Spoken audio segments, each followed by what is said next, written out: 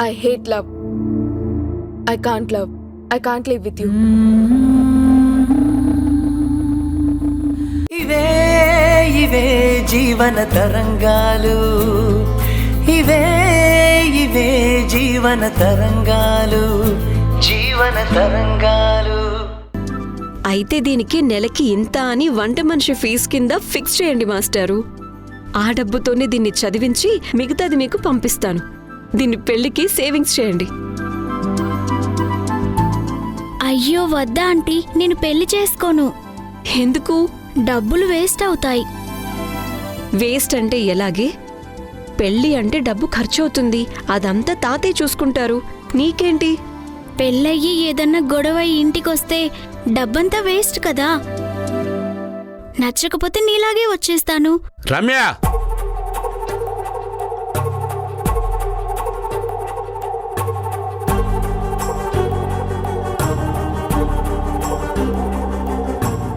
Sorry.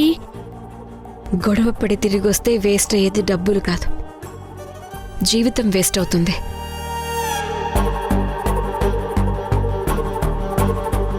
సరే, నువ్వు లోపలికి వెళ్ళి ఫ్రెష్ అప్ అవ్వు.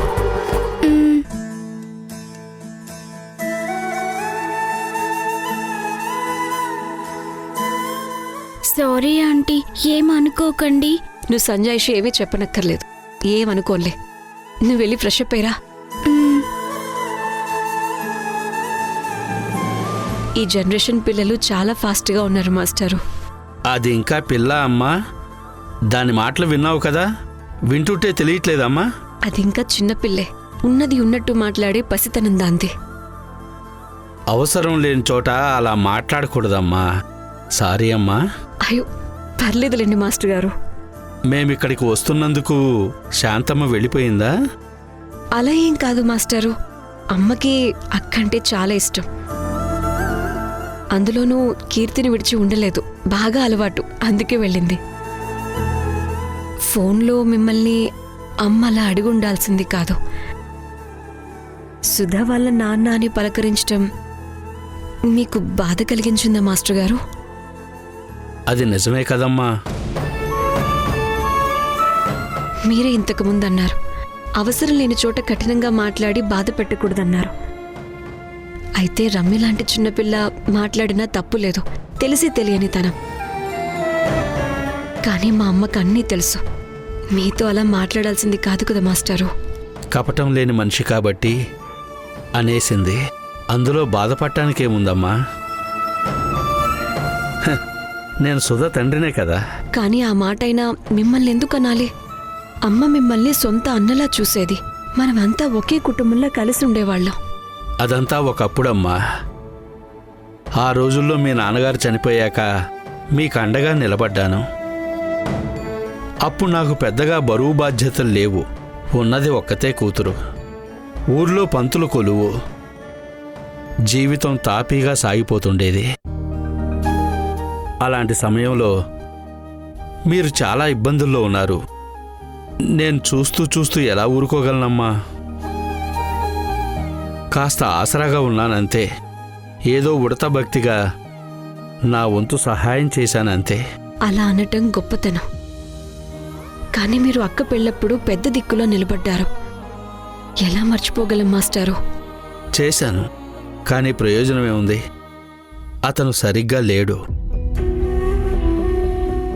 పెళ్లికి ముందు ధరణికి కాబోయే భర్త గురించి మీ అమ్మ కనుక్కునే పరిస్థితి లేదు. తనొక్కతే కుటుంబ బాధ్యతలు మోస్తుంది. ఆ టైంలో నేనైనా కనీసం అతని గురించి ఆరా తీయవలసింది. ఏం తెలుసుకోకుండా పెళ్లి చేశాం. పెళ్లి పెద్దగా ఉన్నందుకు నన్నెక్కడ నిలదీస్తారోనని నేను మీ కుటుంబానికి దూరంగా ఉన్నానమ్మా. అంతలో ఈ సుధ కనిపించకుండా పోవడం, ఆ బాధలో నేను జనంలో తలెత్తుకొని తిరగలేకపోయాను. బయటికి రాలేకపోయానమ్మా. మీ ఇంటికి మా ఇంటికి రాకపోకలు తగ్గిపోయాయమ్మా. అలా దూరం పెరిగింది. అంతకుముందు మీరు ప్రతి సంవత్సరం అమ్మవారి జాతరకు వచ్చి వెళ్ళేవాళ్ళనుకుంటాను. అవునమ్మా. నువ్వు ప్రేమించి పెళ్లి చేసుకుని వెళ్ళిపోయావు. తర్వాత మీ వాళ్ళు రావడమే మానేశారు. నేను వెళ్ళట్లేదు. కనీసం జాతర టైంలో కూడా కలిసే అవకాశం లేకుండా పోయింది. ఎక్కడి వాళ్ళం అక్కడే ఉండిపోయాం. మీరు అమ్మ కలిసి మాట్లాడుకోక చాలా ఏళ్ళు అయ్యుండొచ్చు. కానీ మీ మధ్య ఏ మనస్పర్ధలు లేవు కదా. మీరు అమ్మకి సొంత అన్నలాగే మా కుటుంబానికి కష్టకాలంలో అండగా నిలబడ్డారు. ఎలా మర్చిపోగలం మాస్టర్ గారు? నువ్వు గుర్తు చేసి చెప్తున్నంతగా నేను మీ కుటుంబానికి తోడుగా ఉన్నానో లేదో నాకు తెలియదు, కానీ నాకు శాంతమ్మకు మధ్య మనస్పర్ధలు వచ్చేంతగా ద్వేషం ఎందుకుంటుందమ్మా? సాయంత్రం వెళ్ళి శాంతమ్మతో మాట్లాడొస్తాను. ఇక మీదట రమ్య ఇక్కడే ఉంటుంది కాబట్టి అప్పుడప్పుడు వస్తూ పోతూ ఉంటాను. సరే, మీరేదో మాట్లాడాలి అన్నారు, చెప్పండి మాస్టర్ గారు. రమ్య వచ్చేలోపు నీకు కొన్ని విషయాలు చెప్పాలమ్మా. చెప్పండి మాస్టర్ గారు. రమ్య గారాబంగా పెరిగిన పిల్ల. అందుకే కాస్త మొండితనం. చిన్నదానికే అలక కోపం ఎక్కువే. నాకేమన్నా తక్కువ? కానీ దాని పరిస్థితి వేరమ్మా. అందుకే ఇంతలా చెప్పాల్సి వస్తుంది. తల్లి లేని పిల్ల, తండ్రి ఎవరో తెలియదు, ఒక్కతే పెరిగింది. కొద్దిగా సున్నితమైన మనస్సు. కొన్నిసార్లు చెప్పిన మాట వినదు, కొన్నిసార్లు మనం చెప్పకపోయినా అర్థం చేసుకుంటుంది. చాలా తెలివైన పిల్ల, తెలుస్తుంది. తనకి ఈ వయసులో మనసుకు నచ్చినవి కావాలనిపిస్తుంది. సుధ విషయంలో జరిగిన పొరపాటు అదే. మళ్ళీ అదే జరిగితే నా గుండె తట్టుకోవడం కష్టమమ్మా. ఏం పర్లేదు, నేను చూసుకుంటాను మాస్టర్ గారు. సొంత తల్లి ఎంత కొట్టినా తిట్టినా పిల్లలు తల్లిని ద్వేషించరు. ఆ హక్కు వేరే వారికి ఇవ్వరు. ప్రేమగా చూసుకుంటే ఆ హక్కు బాధ్యత సంక్రమిస్తుంది మాస్టర్ గారు. ఆ నమ్మకంతోటే నేనిక్కడికి వచ్చానమ్మా. రమ్యను 10 రోజులు ఇక్కడ ఉండనివ్వు, చూద్దాం. తనకిష్టం వచ్చినన్ని రోజులు ఉండనివ్వండి మాస్టర్ గారు, తనిష్టం.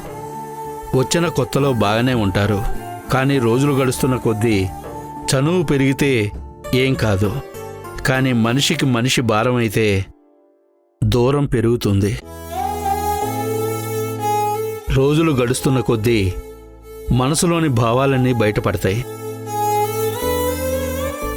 అదే తల్లి పిల్లల సంబంధంలో చికాకు కోపం కూడా ఆలన పాలనలాగా అనిపిస్తుంది.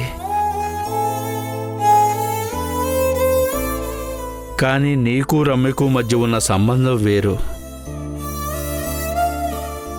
మీ ఇద్దరి మధ్య ఆప్యాయత పెరిగి మీ బంధం బలపడితే అందరికంటే ఎక్కువ సంతోషపడేది నేనే. ఒకవేళ పొరపాటున ఆ బంధం చెడిపోతే అందరికంటే ఎక్కువ బాధపడేది నేనే. మళ్ళీ ముఖం చూపించలేనమ్మా. ఆ పరిస్థితి రాదు మాస్టారు. నాకు మీరు చెప్పేది అర్థమవుతుంది. నేను చదువుకున్నాను, అనుభవం ఉంది. రమ్య వయసు దాటొచ్చాను. ఆ మాత్రం తనని అర్థం చేసుకోలేనా? తనింకా చిన్నపిల్ల, అల్లరి చేస్తుంది, చేయనివ్వండి. కొన్నిసార్లు సర్దుకోకపోవచ్చు, నేనే సర్దుకుపోతాను, ఏమవుతుంది? నువ్వనుకున్నంత సులభమేం కాదమ్మా అది. ఎందుకు కాదు మాస్టారు? ఏమీ అనుకోకమ్మా. నిజంగా సర్దుకుపోవడం అంత సులభమే అయితే ప్రేమించి పెళ్లి చేసుకొని 10 ఏళ్లు కాపురం చేసిన మీ ఆయనతో నువ్వెందుకు సర్దుకుపోలేదమ్మా?